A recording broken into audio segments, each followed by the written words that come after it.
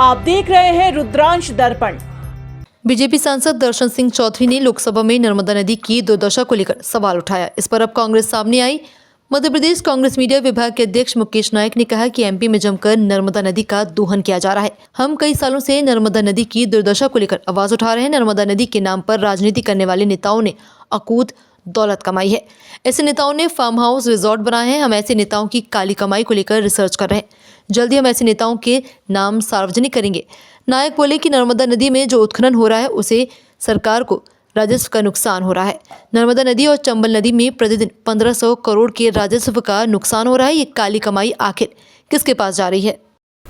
नर्मदा नदी के अवैध उत्खनन के कारण पूरी नदी के इकोसिस्टम पर एक बहुत विपरीत प्रभाव पड़ा है। अभी लेटेस्ट खबर यह है कि अमरकंटक जहां से उद्गम स्थल है मां नर्मदा का, जहां से मां नर्मदा शुरू होती है, वहां का जो प्रवाह है वो सुषुप्त अवस्था में जा रहा है, जिसको टेक्निकल शब्दों में सरिता अपहरण कहा जाता है कि नदियां जहां सुषुप्त हो जाती हैं, नदियां जहां अपने प्रवाह, अपने बहाव के स्थान को बदलती हैं और धीरे धीरे सूख जाती हैं। दो प्रकार के प्रभाव जो गुजरात और मध्य प्रदेश की जीवन रेखा है नर्मदा जी, उसमें देखने को मिले हैं। पहला प्रभाव ये कि नर्मदा के उद्गम स्थल सुषुप्त अवस्था में जा रहे हैं।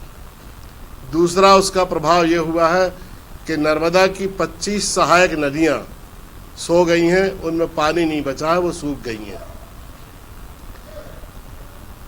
लोगों के द्वारा अंधाधुंध अवैध उत्खनन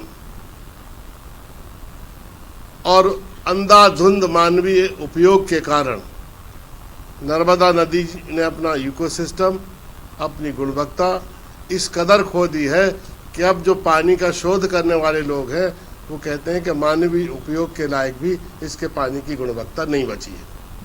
अमेज़न के जंगलों के बाद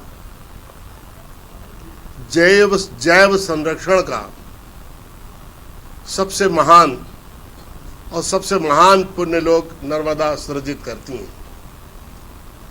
असंख्य जीव जंतु नर्मदा से जीवन का पोषण पाते हैं, पल्लवित होते हैं, चहकते हैं। उनको ये पूरी जैव विविधता को भी अलग प्रकार का एक खतरा उत्पन्न हो गया है। आप देखिए कि अवैध उत्खनन के कारण ब्यारमा नदी, हिरण नदी, बेतवा नदी, कैन नदी, कैथ नदी, कोपरा नदी सहित असंख्य नदियों का जो इकोसिस्टम है वो खराब हो गया है। स्वाभाविक गति नदियों ने अपनी स्वभाव भी और स्वाभाविक गति भी और गुणवत्ता भी, तीनों नदियों ने अपनी खो दी है। उस पर विपरीत प्रभाव पड़ा है। अकेले पन्ना जिले से, अकेले होशंगाबाद जिले से 1 करोड़ रुपए प्रतिदिन का अवैध उत्खनन हो रहा है। 1 से 1.5 करोड़ का अवैध उत्खनन छतरपुर जिले से हो रहा है। 1 से 1.5 करोड़ से ज्यादा का भी अवैध उत्खनन चंबल नदी से हो रहा है। आप कल्पना करिए कि करीब 1,500 करोड़ की रेवेन्यू लीकेज केवल इन 4 स्थानों से हो रही है मध्य प्रदेश में खनिज की। इतना गरीब देश जो हर महीने कर्ज लेकर अपनी व्यवस्थापना देख रहा है, अपने एस्टैब्लिशमेंट का खर्च निकाल रहा है, इतने गरीब राज्य में केवल रेत में 1,500 करोड़ का रेवेन्यू लीकेज, कितना बड़ा राजस्व की हानि है मध्य प्रदेश के लिए, आप स्वयं कल्पना कर सकते हैं। आप देख रहे हैं रुद्रांश दर्पण।